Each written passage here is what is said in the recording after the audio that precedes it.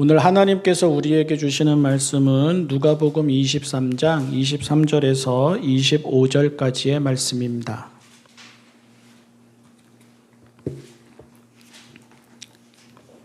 세번역 성경 신약 146쪽 누가복음 23장 23절에서 25절까지의 말씀입니다.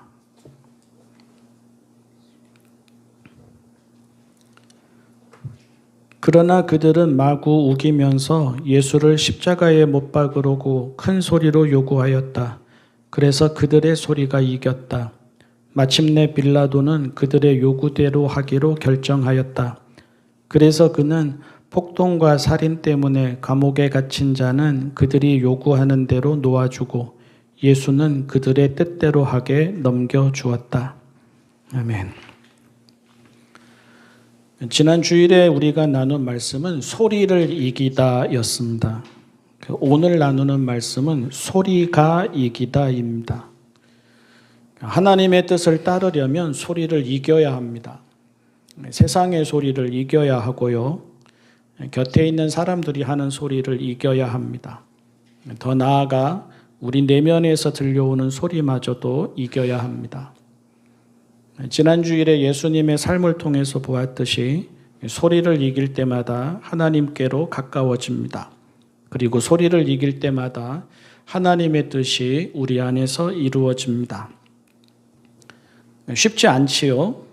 똑같은 소리가 하루는 세상의 소리로, 하루는 우리 가장 가까이에 있는 사람의 소리로, 하루는 우리의 내면의 소리로 우리를 두렵게도 하고 솔깃하게도 하고 마음 약해지게도 하고 마지못한 척 따라가게도 합니다.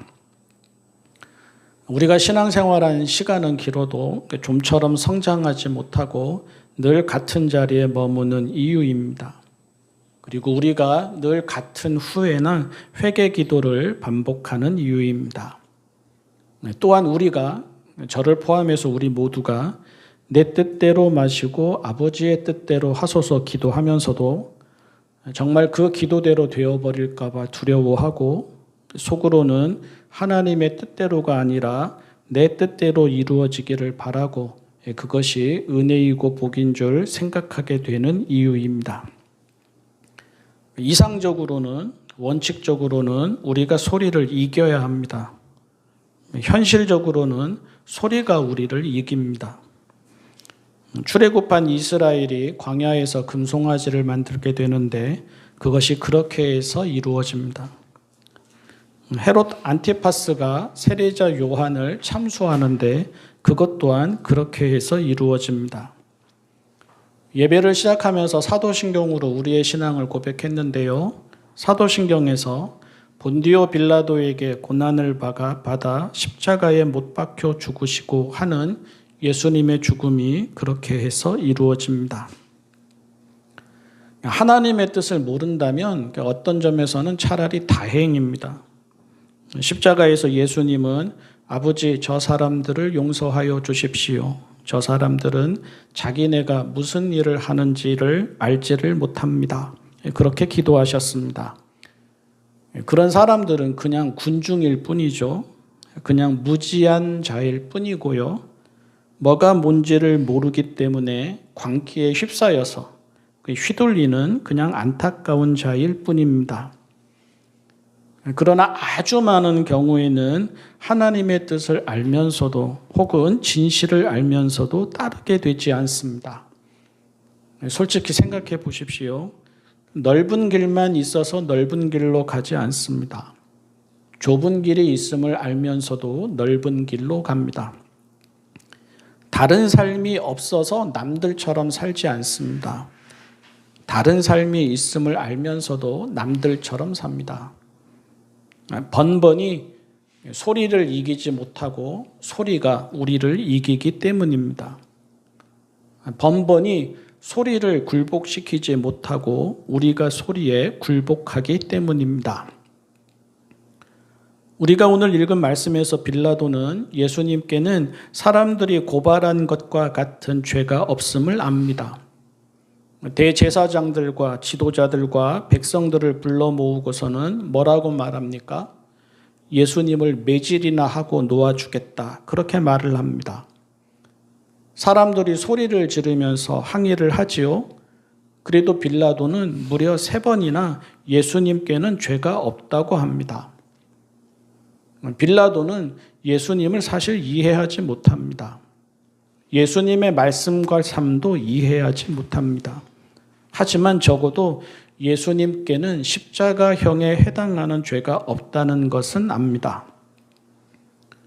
그럼에도 불구하고 오늘 읽은 말씀의 끝은 빌라도가 예수님을 십자가형에 내어주는 것으로 끝이 납니다. 그리고 그것을 본문은 그래서 그들의 소리가 이겼다라고 합니다. 모르지도 않고 적극적이지도 않지만 빌라도는 더 크고 강력한 다수와 대세라는 소리에 굴복합니다. 그렇게 하는 것이 그와 그의 자리에 더 쉽고 더 편하고 더 안정적이기 때문입니다. 그렇게 하는 것이 그와 그의 자리에 덜 부담되고 덜 번거롭고 덜 시달리기 때문입니다. 그러니 빌라도는 적어도 누가복음서에서 이야기하는 빌라도는 그냥 많은 사람들의 소리를 따라가기로, 많은 사람들의 소리에 편승하기로 결정한 것입니다.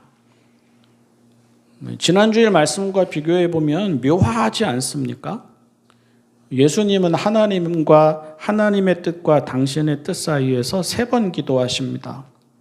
그리고 그렇게 3번 기도하시는 동안 당신 자신의 소리마저 이기시고 하나님의 뜻과 하나가 되십니다.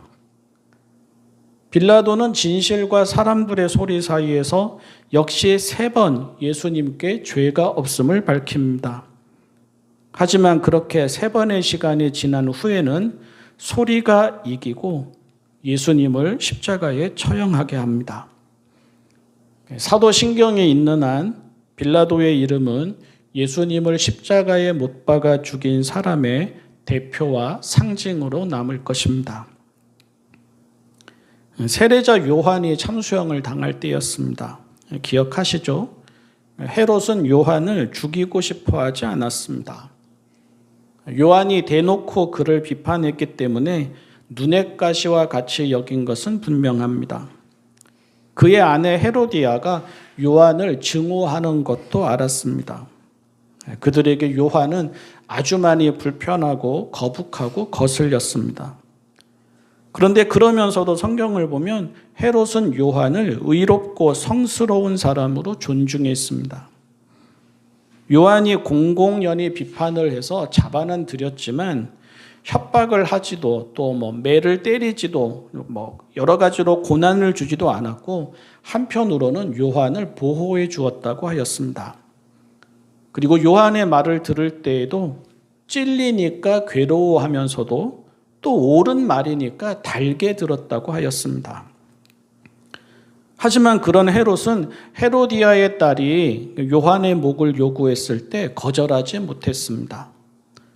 그녀가 원하는 것은 무엇이든지 주겠다고 한 맹세와 그 자리에 함께한 사람들의 시선을 이기지 못했습니다. 정의가 사람들의 이목을 이겨야 하는데 사람들의 이목이 정의를 이겨버렸습니다. 진리가 사람들의 소리를 이겨야 하는데 사람들의 소리가 진리를 이겼습니다. 선이 사람들을 의식하는 내면의 소리를 이겨야 하는데 사람들을 의식하는 내면의 소리가 선을 이겼습니다. 출애굽한 이스라엘이 광야에서 금송아지 우상을 만들었을 때도 생각해 보십시오. 모세가 아론을 꾸짖지 않습니까? 아론이 뭐라고 말합니까? 사람들이 그에게 그렇게 요구했다고 합니다. 아론은 우상을 만드는 것이 옳지 않다는 것도 또 사람들의 의도와 소리가 악하다는 것도 알았습니다. 하지만 말합니다. 대중의 그 크고 강한 소리를 어떻게 거부하느냐고. 그에게 화를 내는 모세에게 그럴 수밖에 없는 상황임을 인정해주고 자기에게 화를 내지 말아달라고 합니다. 그의 말이 틀리지는 않습니다. 소리를 이기는 것은 아주 어렵습니다. 그 소리가 다수이고 대세일 때, 또 그 소리에 맞서는 것이 시련과 고독을 예고할 때 사람은 누구라도 갈등하고 번민합니다. 하지만 그렇다고 소리가 진리가 되지는 않습니다. 출애굽기 32장 35절 그 이야기를 끝내는 부분에서 성경은 아론이 수송아지를 만든 일이라고 분명히 기록하므로 그가 하나님의 뜻 대신에 소리에 굴복하여 우상을 만들었다는 것을 지적합니다. 우리가 아기를 키울 때 이렇게 경험하는 일이고 사실은 모든 부모가 경험하는 일입니다. 그런 일들 중에 하나가 이런 거죠. 부모가 아기의 소리를 이겨야 하는데 아기의 소리가 부모를 이기는 경우입니다. 양육을 위해서 좋은 결정이 아니라는 것을 알면서도 아기의 소리가 너무 크고 강할 경우 그때를 넘기기 위해서 대부분의 부모가 아기의 소리에 지고 맙니다. 한두 번이면 괜찮겠지요.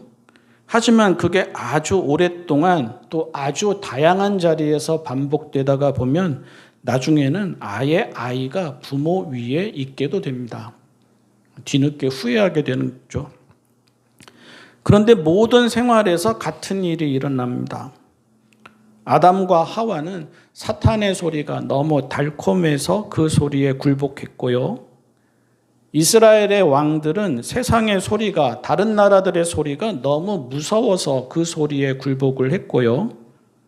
가룟 유다는 그의 생각과는 아예 다른 예수님을 받아들이지 못하는 그의 내면의 소리가 너무 커서 그 소리에 굴복했습니다. 우리라고 다르겠습니까? 저라고 다르겠습니까? 여러분이라고 다르겠습니까?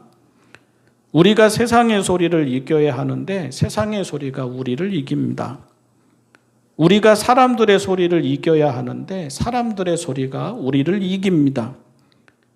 우리가 자기 중심성의 소리를 이겨야 하는데 자기 중심성의 소리가 우리를 이깁니다. 그럴 때마다 이름은 신앙인인데 삶은 신앙인이 아니게 되어버립니다.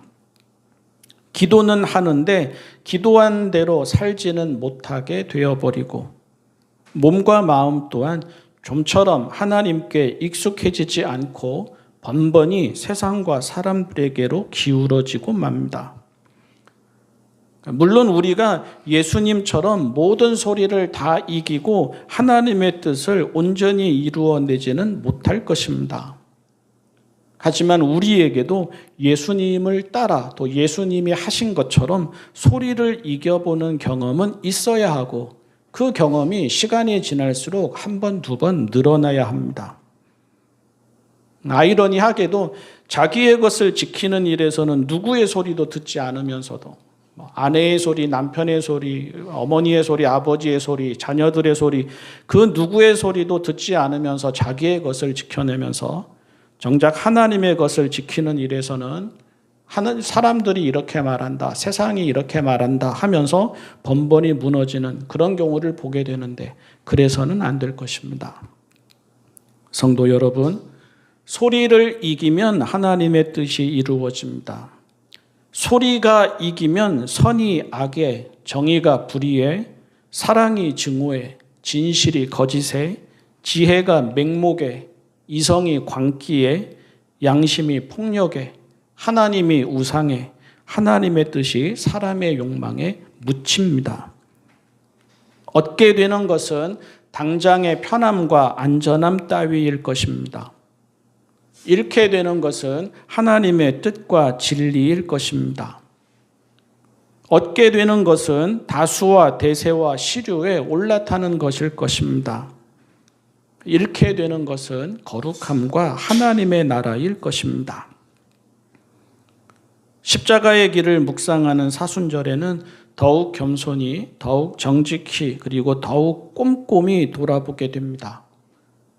소리를 이기는지, 소리가 이기는지, 하나님의 뜻이 이기는지, 세상 혹은 욕망이 이기는지, 결국에는 그것이 우리가 누구이고 어떤 사람으로 기억될 것인지를 보여줄 것입니다.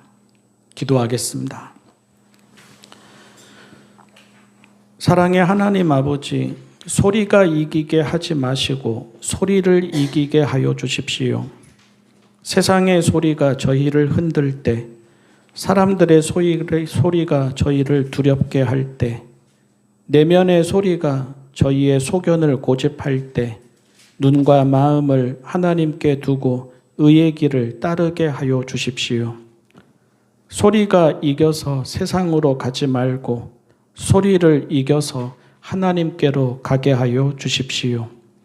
예수님의 이름으로 기도합니다. 아멘.